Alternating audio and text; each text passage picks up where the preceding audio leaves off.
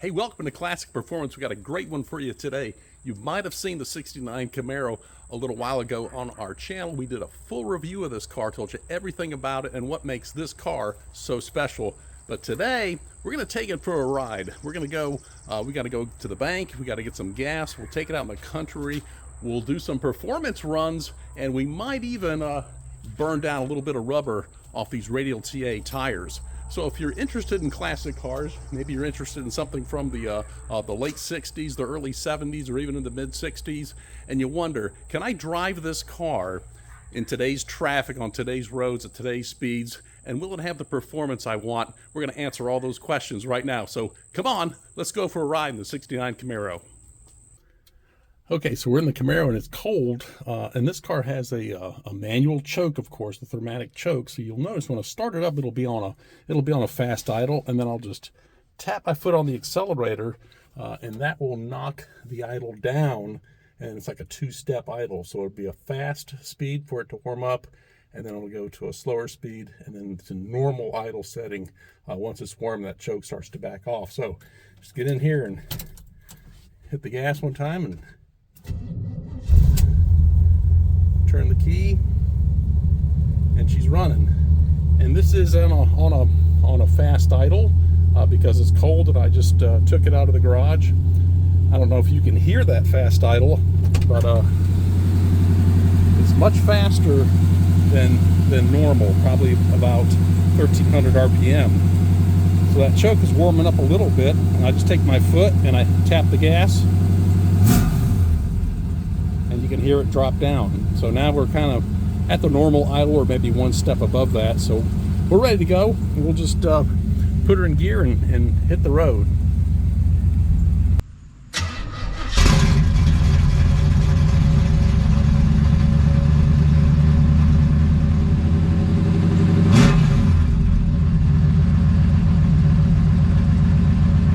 I think we're on the slow idle. I've let it run for just a second longer or two to kind of warm up. I'll tap the gas one more time. Okay, you can hear it drop down just another couple hundred RPM. So that is the slow idle, and where it's set with the idle screw. So the choke is warmed up and it's released, and that idle cam has come off. So this car is just super easy to drive, and actually it was owned by a young lady at one point in its life, and we did a whole review of this car and showed you all the paperwork back to when it was new. But the old horseshoe shifter, you just pull it back into drive, take your foot off the gas, and away you go.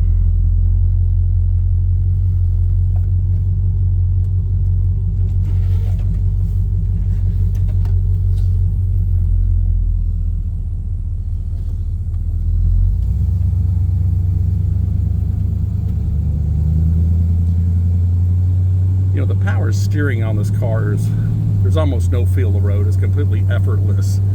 It's got a power steering pump and a power steering box. So a powered box, not a slave or even with a ram, that sort of thing. What we got to do is we got some errands to run, so we'll head to the bank first. And you can steer this car with just, I mean, absolutely with one finger. Super easy to drive.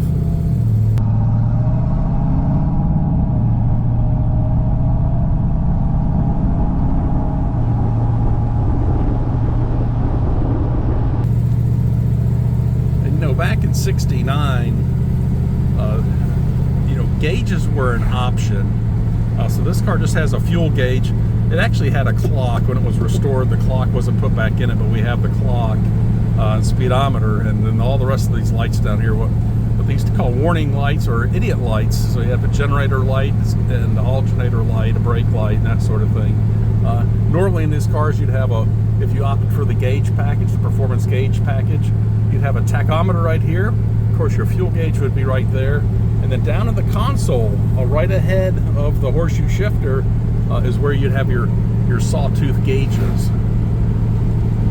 And I'll show you a picture of that here. You can see the sawtooth gauges, and then the tach and the fuel gauge, and that sort of thing, the clock.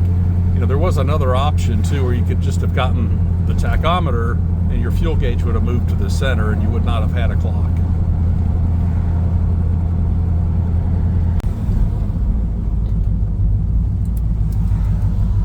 go by the bank over here to the TD Bank and get us some cash.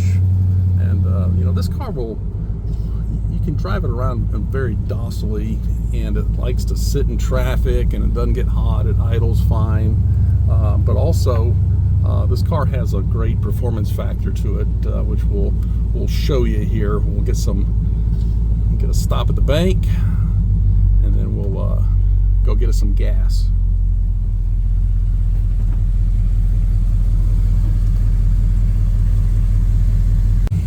Okay, we've got our cash at the bank. Put her back down here and drive, and away we go. We'll stop and get us some fuel, and then we'll go out on a little run.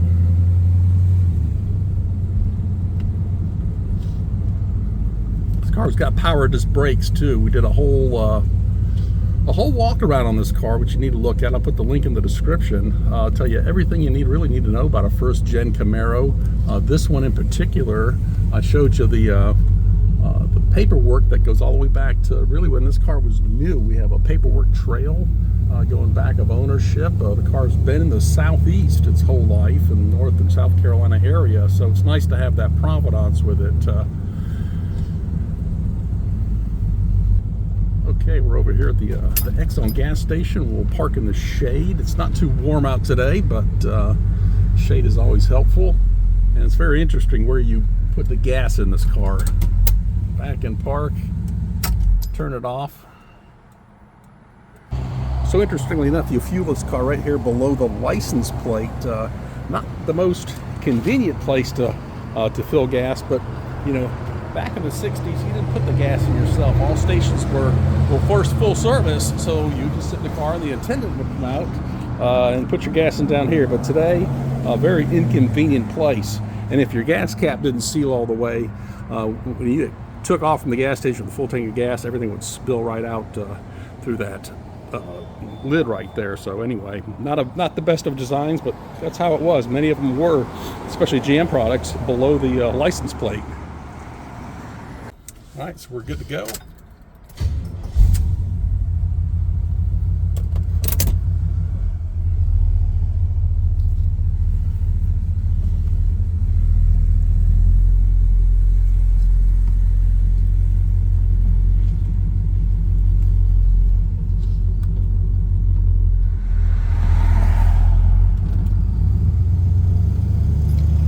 You know, this car shifts into second gear about 18 miles an hour, and then it shifts into high gear at about 26.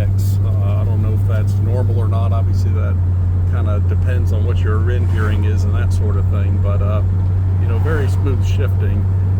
And if you accelerate, it'll kick down, and we'll show you that in a minute. We'll kind of get out of town here and get on some country roads. You know, going down the road in this car, we're going about 45, 50 miles an hour.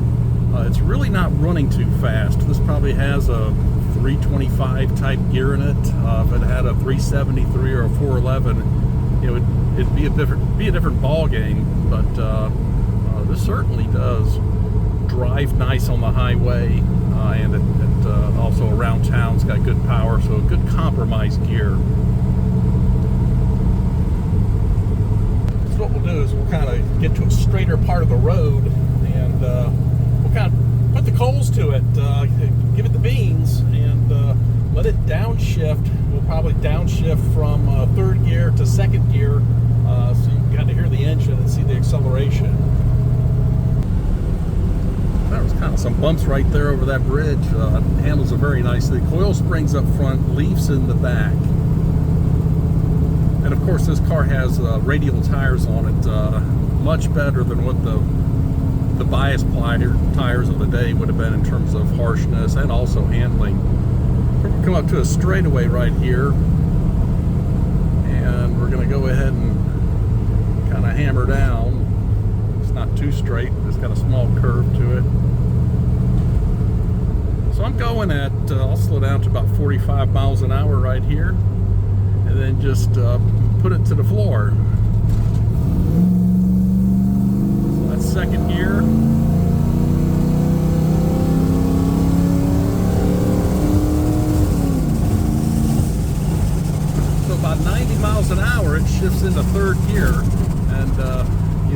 really cruising along. So obviously that is like a 320 gear. If you can run second gear all the way up to 90 miles an hour.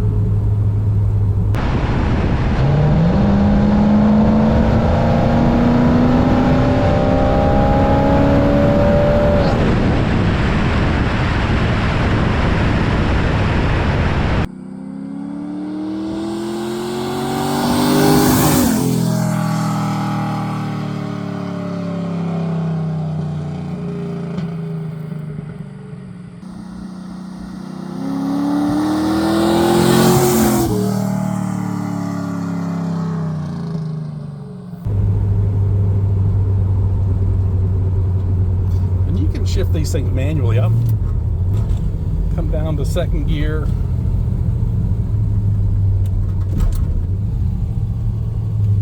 downshift it into first gear right up here to the stop.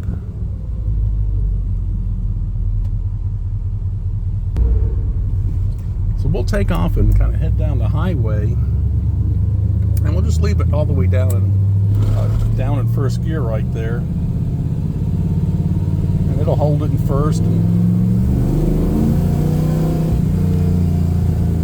it stays in first. And that'll let you run first gear up as high as you want.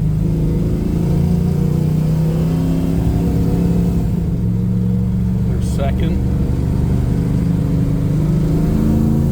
Give it a little gas. Stays right there in second gear. Oop, running over a rumble strip there.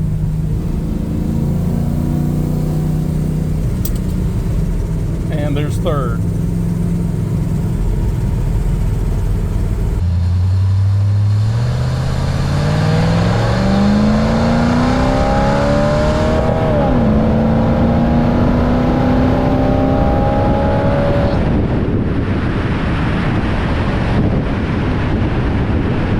Cruising along right about 70 miles an hour, and you know, the car is very steady. The steering wheel doesn't shake.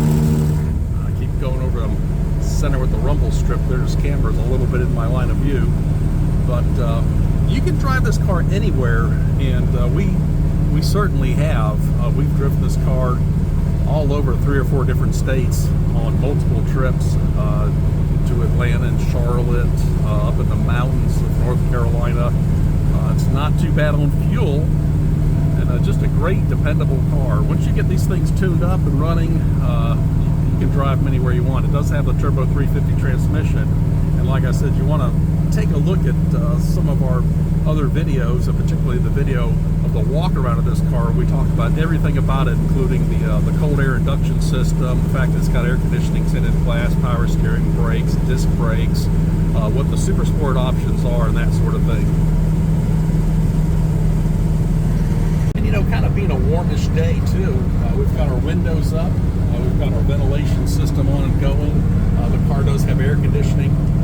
It doesn't blow quite as cold as air conditioning systems of modern cars, but you know, for something 50 years old basically, it works pretty well. General Motors was known for having fantastic Frigidaire air conditioning systems in all their vehicles, very dependable. And even by today's standards, work very well as compared particularly to the German cars of the era in the 70s and 60s and even into the 80s. So a very comfortable car to drive, great climate control system. Like I said, effortless power steering, and you just keep on riding through the country here as long as you want. One of the things we're going to do here is we're going to slow down, come to a stop, and this car stops very well with the power assisted front disc brakes, and we're going to do a little burnout, get rid of a little bit of a radial TA rubber on the back here, and this car does a burnout very effortlessly, and then it will burn out all the way through first and second gear. So what I'm going to do is I'm going to drop her back in first here. I'll give it a little throttle, and I'll drag the brake just a little bit to get the rear wheels spinning up to speed, and then I'll shift it in second gear and then just let it rip.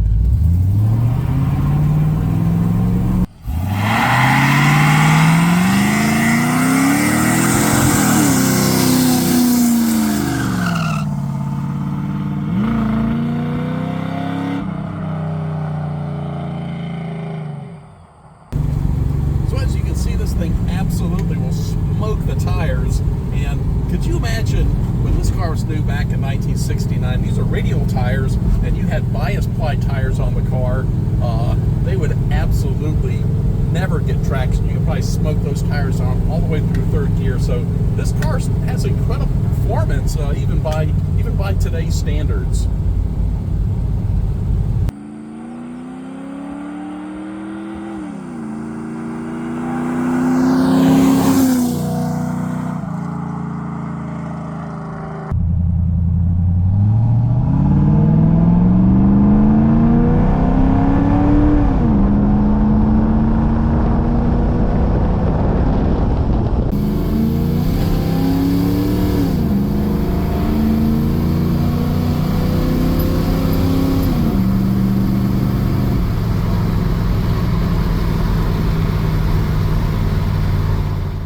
So I hope you enjoyed our quick ride-along video in the 69 Camaro. Like I said, be sure to check out our full review of this car with every detail about this particular car and, of course, 69 Camaros and first-gen Camaros in general. So anyway, we're going to be doing a lot more with this car. As I mentioned in previous videos, we've got some a little bit of engine and exhaust work to do and a lot of other things, including possibly the rally, putting it back to the Rally Sport package too. So thanks for watching. Have a great day, and subscribe to the channel if you like, and hit that notification bell, and that'll help us to do more content like this. So take care. Have yourself a great day.